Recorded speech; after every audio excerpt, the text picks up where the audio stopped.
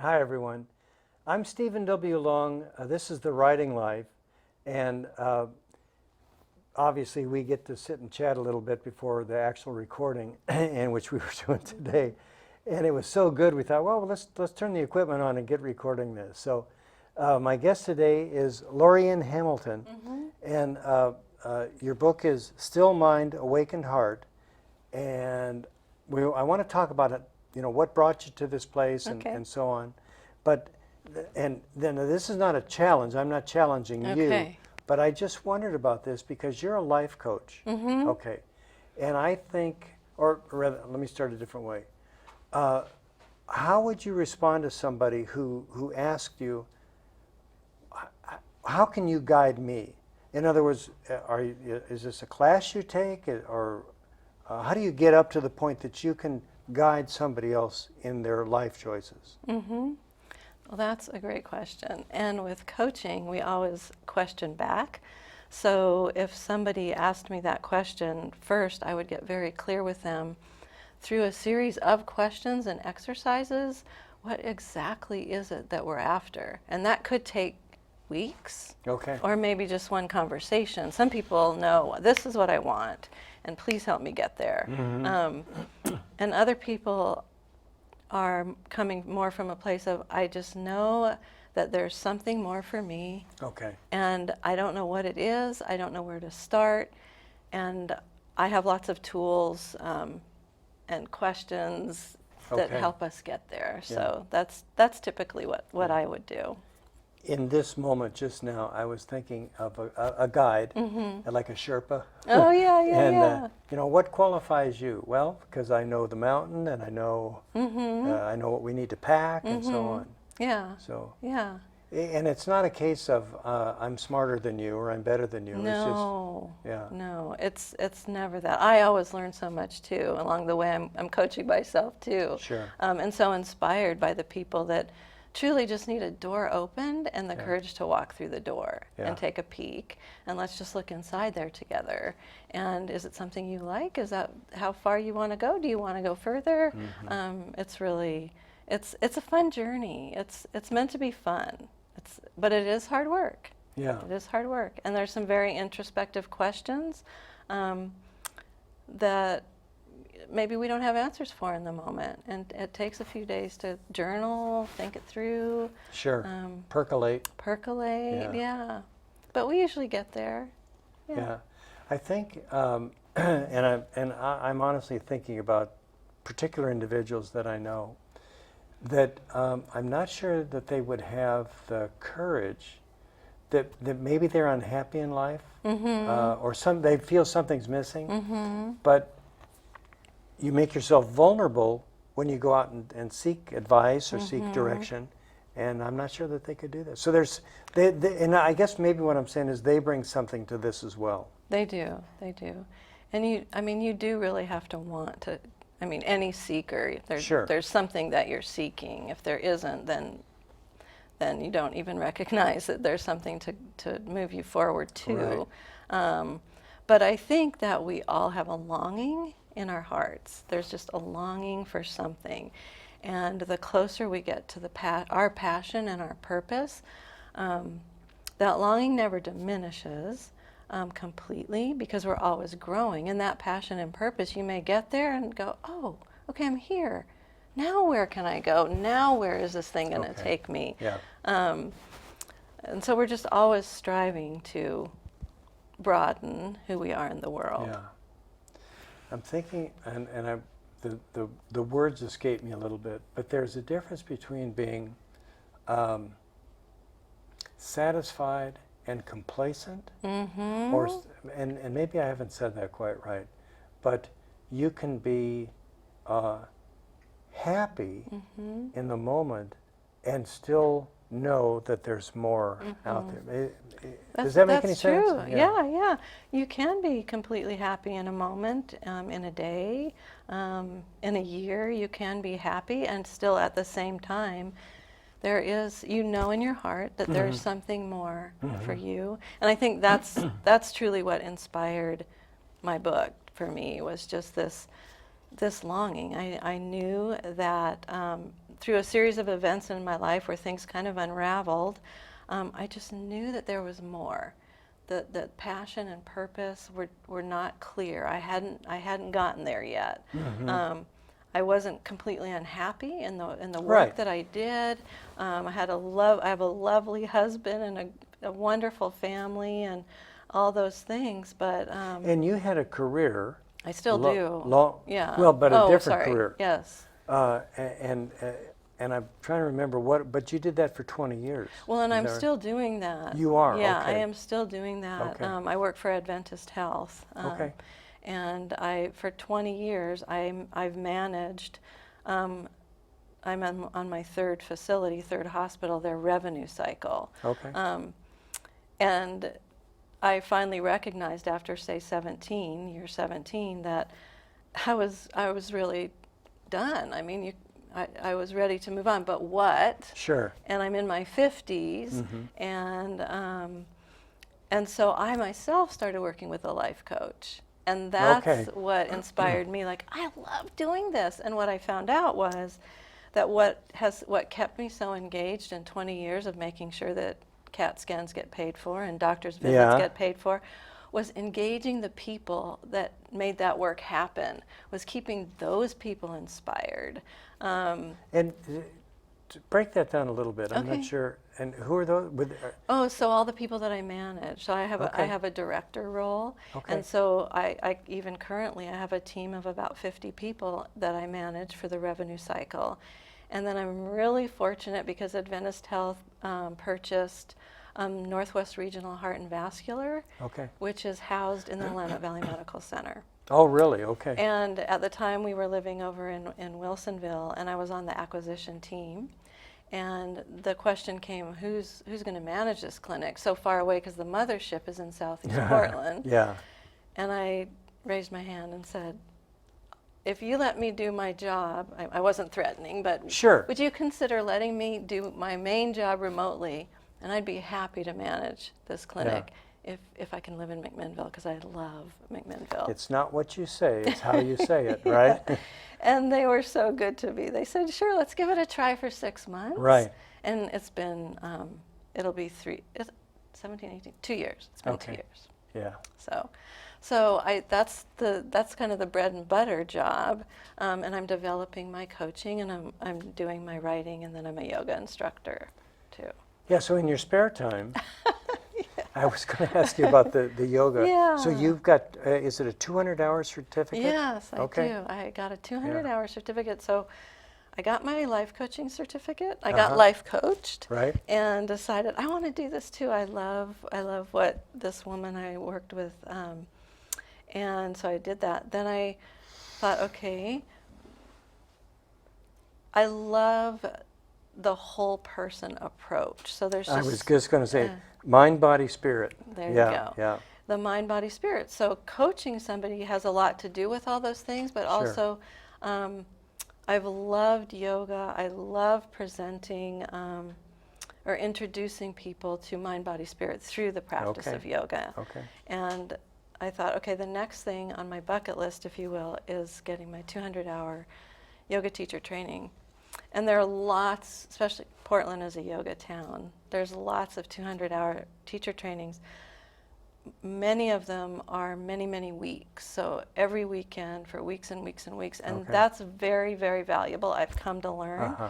But in trying to figure out which one I would do, I wanted an adventure, and I didn't want to spend weeks and weeks and weeks to get my certificate, because I don't really have it in me. You know, I work a 40, 50-hour week, Oh my gosh, yes. and then spend the whole weekend, and I just, in my mind, I thought, I just feel like I can't make that happen or that commitment. So I found one in Costa Rica, and I went to one in Costa Rica. I went to Marianne Wells School of Yoga.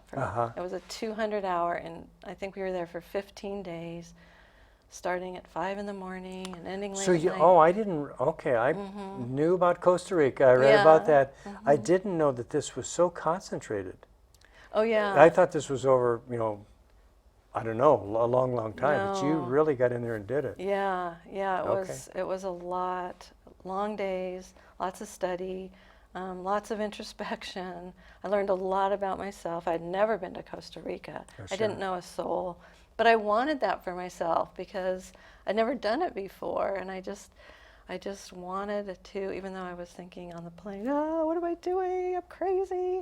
But it was the most incredible experience. So a little bit of a sidetrack here, but included in this 200 hours or this kind of teaching or learning,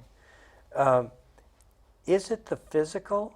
In other words, is it like physiology because you're moving, or is it an emphasis on meditation? I don't know anything about yoga, so how does that work? That's a great question. So yoga really is about the mind, the body, and the spirit. Okay. And it's a practice that connects the mind and the body through the breath.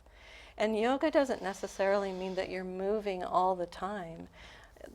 Meditation is yoga. It can be yoga. Okay. But it's learning about meditation and using that tool in yoga practice in your life to quiet your mind, still your heart.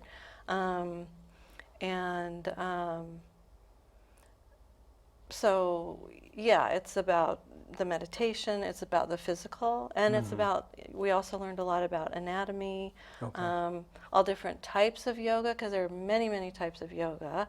The history of yoga, how it even began, how it came, and fascinatingly enough, yoga initially, thousands of years ago, just started in the mind, quieting the mind through meditation. But what the yogis found, and they were mostly men then, or all men, but what they found was it's very challenging to keep your mind quiet for very long. So they designed some physical practice that helped the mind stay busy, which also, using the breath in yoga, keeps your mind busy, following the breath, witnessing the breath in, witnessing the breath out, and letting the breath actually be the thing that's moving you from one posture to the next. Oh boy. And this is, again, maybe a goofy question. Is there any relationship to Tai Chi? Is that sort of or is it completely different? There's a lot about Tai Chi that you would find in yoga too, but they come from different veins, if you will, of spiritual veins. It is different in that way. Yeah. And I read, and I think you've touched on this, but maybe you can take me through it. That I think the wording was you stepped away from life. Is that accurate? So, and I suppose this is at Adventist. Maybe you're 17 and you said, hey, there's more or something. And you know what that reminded me of, or I wondered if there's a correlation. I hear about the Australian walkabout. Oh yes. And yes. or not hiatus. What is what people are granted a time? It's on the tip of my tongue. Oh, now I won't remember. Yeah.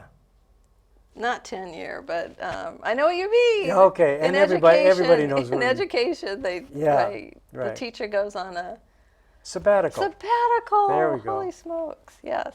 Good thing we weren't playing a word game. I know. Yeah. I don't do well with this. But I think and I've heard that maybe enlightened employers require a sabbatical because you're just better. You're more productive when you come back, and these unlimited 60-hour weeks, 80-hour weeks are not.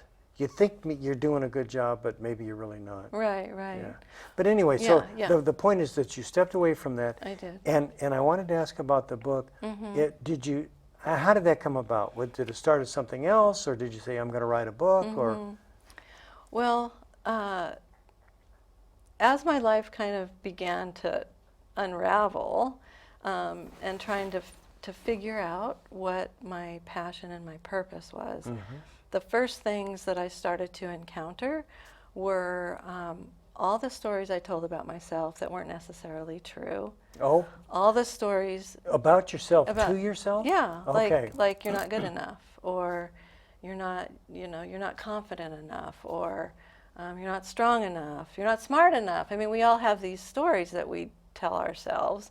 And then there's stories that people may have told us about ourselves that we believe that get in our way too.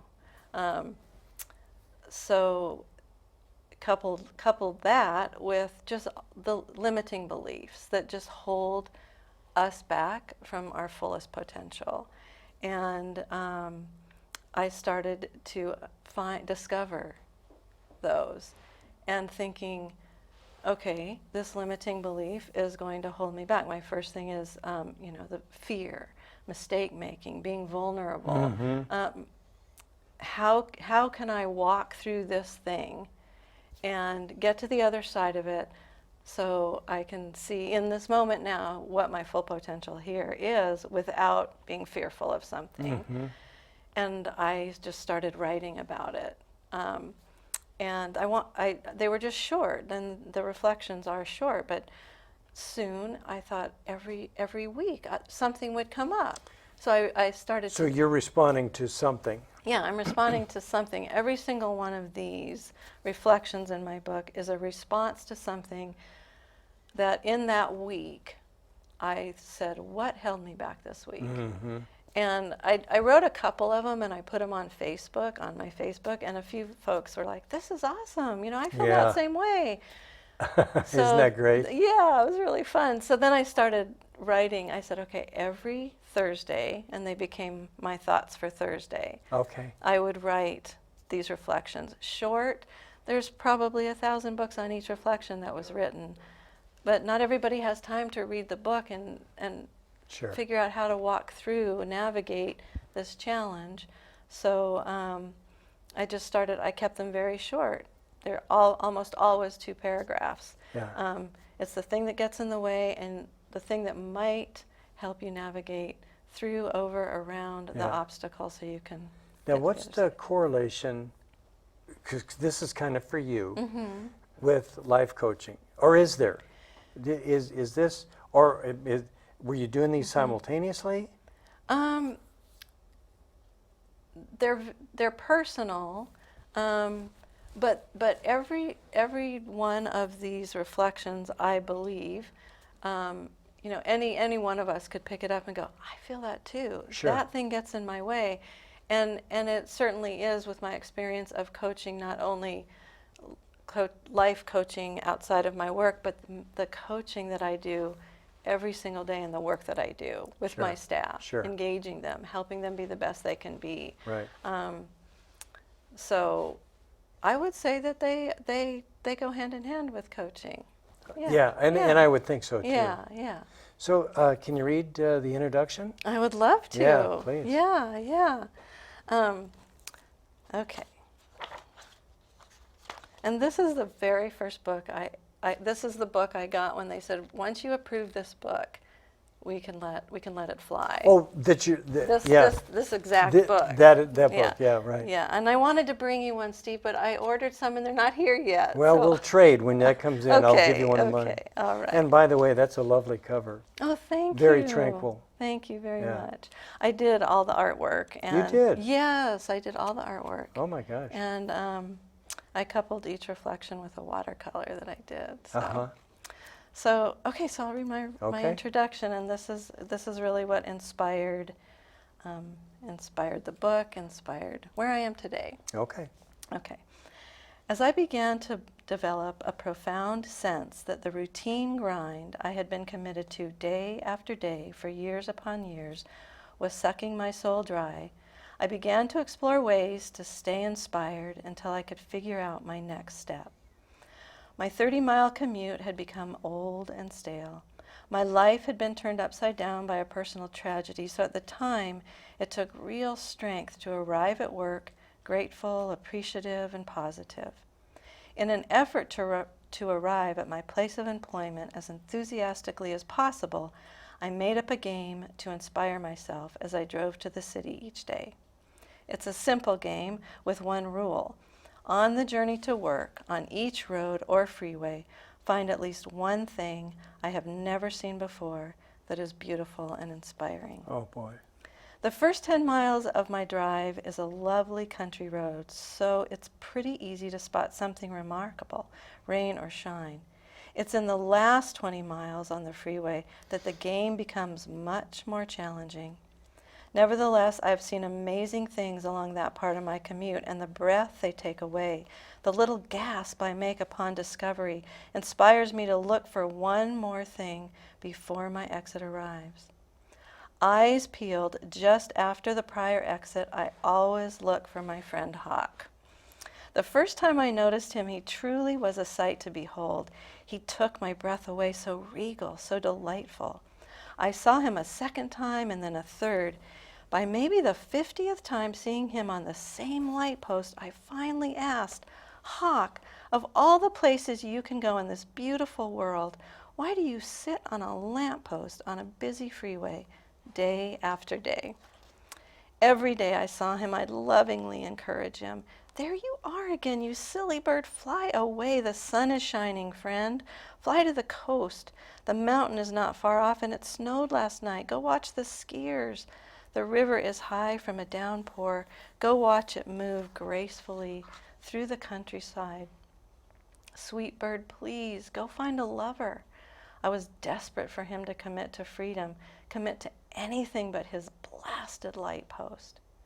After close to 100 brief conversations with my friend Hawk, he spoke back to me, or so it seemed to me, in his expansive wisdom. I heard his voice. He kindly said, I sit here day after day because I am so deeply curious to know of all the places you can go. Why do you travel on this road, morning after beautiful morning, flying by at the speed of light? What is it that's got you so committed to this journey? I gasped, not because I was sure I heard his voice, but because my quest for a beautiful sight to see morning after morning had expanded to not only seeing the gift, but hearing the gift as well.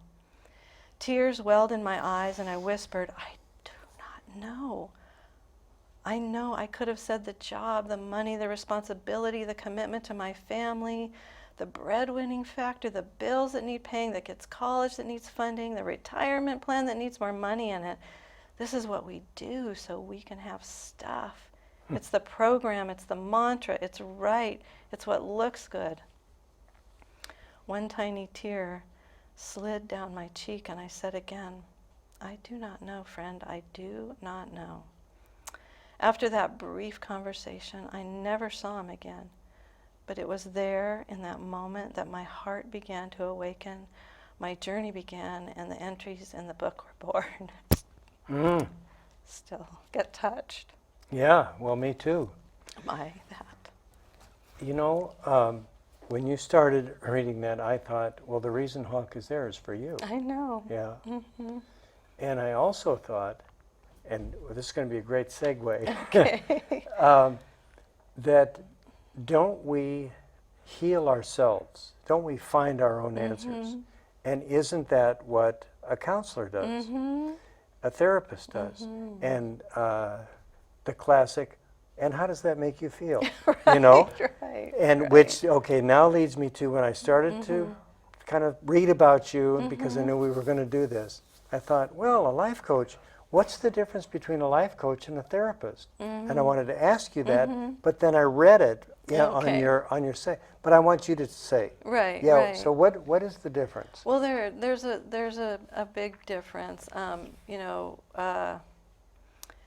to think how to describe or explain it, but life coaching is really about discovery. Now, in that discovery, we may find things that are beyond my credential. Sure.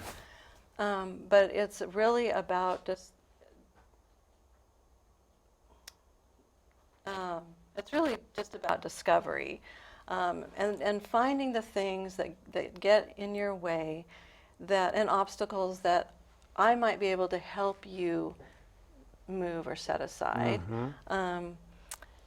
A counselor has a different kind of credential that can dig into things that are much more complex. And I probably explained it a lot better on my website. Well, I was going to say, what I took away from Yeah. that is that the counselor is about the past and the life coach Thank is you. about the future. Yes, that is exactly right. Yeah. Thank you so much for reminding of me that. That's true. Yeah. It's really, we're looking forward together. Yeah. Now, the things behind you, like stories you tell or those Sure, kinds of sure. things, or experiences you had, might get in the way of the glasses that you are wearing that help you see the future. But yeah, it is Yeah. that. Thank you. Thank you for your help. It's interesting, you talk about the stories we tell ourselves, and I think the general population, if you would say that, you would get some resistance. Yes. Who knows me better than me? I'm absolutely accurate because it's me. I was there. Well, guess what?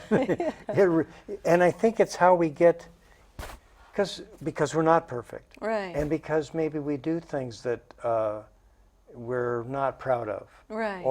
And so we cast that in a way so we can get by. We can go forward. We can live with this explanation, even though maybe it's not exactly accurate. Yeah, I agree with you. Yeah. I agree with you. And I think things that get in our way a lot, and myself included, are ego and pride. And I talk about that in my book of allowing ourselves to be more vulnerable. Yeah. We're not necessarily a culture that celebrates mistakes.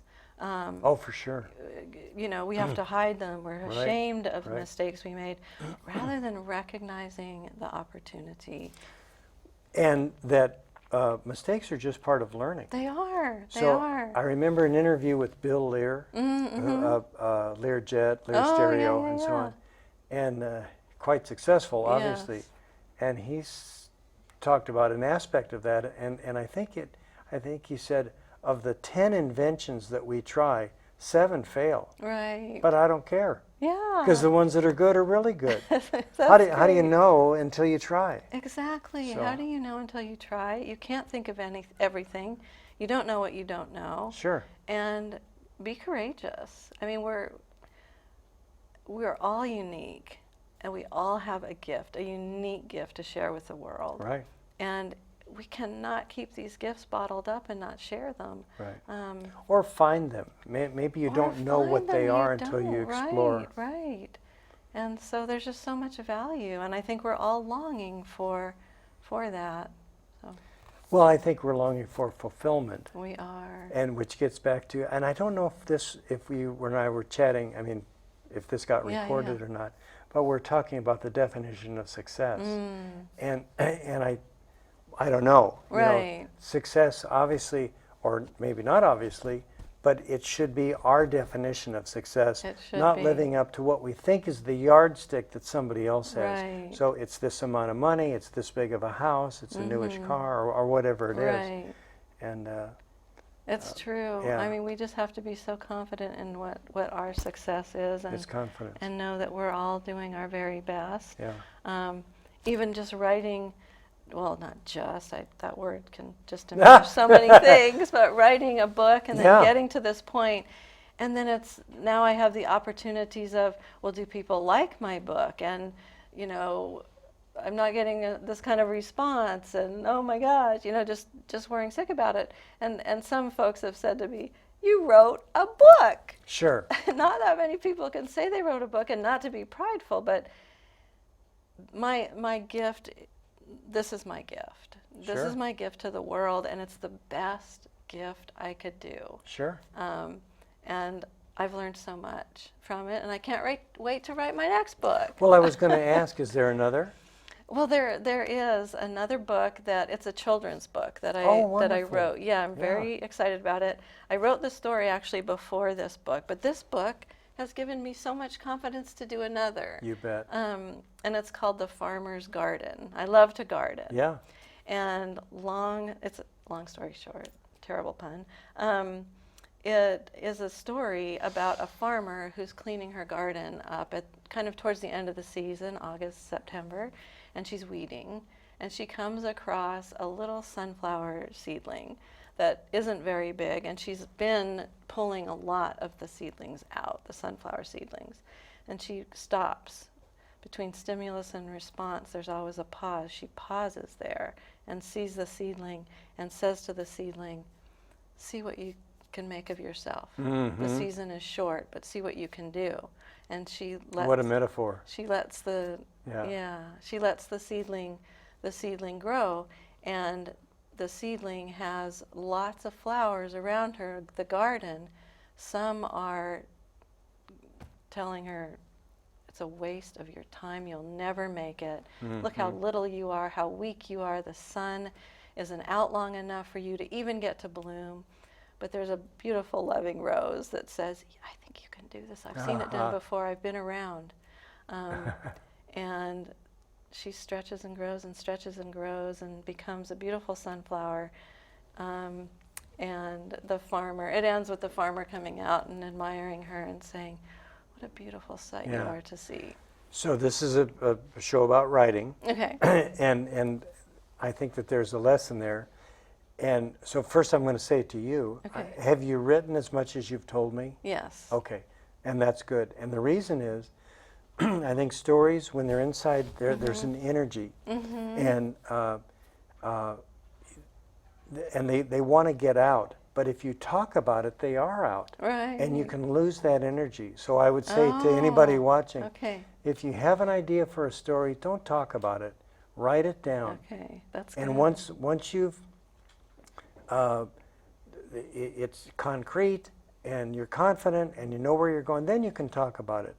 But too often people will say, I'm going to write a memoir, I'm going to write a story, whatever it is, and they tell you about it, and then they never write it. And I think the reason is that that energy now, it's like I like opening a that. balloon or something, Right. and the energy is gone. Off it goes. So I'm glad you wrote it. Yes, I did. I did write it, and I love it. I can barely get through it without crying myself. But it's just, the courage that it just takes to become the human beings we are meant to become. Well, so we're out of time. Okay. Oh. And this fast. Wow. But when you do that, come on back. Okay. And let's talk about that. And, Okay. And I will. I really enjoyed this. Thank you so much. I had the best time. Thank Great. you so much. Great. Oh, namaste. Namaste. I just learned that. Yeah, the light in me honors the light in you. Oh, my daughter has a shirt that says, Namaste in bed today. Oh, yes, yes. So there you go, Okay. folks. My goodness. Thank you for watching. As always, I'm Stephen W. Long. Go to my website, stephenwlong.com.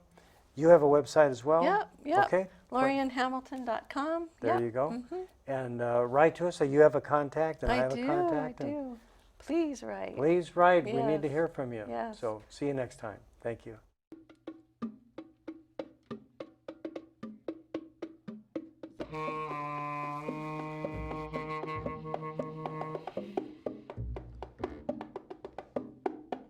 What do you think? We done? I don't know, you guys wanna do one just with yourself without me doing the As long as they think we're podcast? done, if No, they got no. enough, they got enough. They got enough? Probably, okay, sounds good. Let's go lunch. I'm Oh. hungry. Yeah. Yeah, I could use a bite too.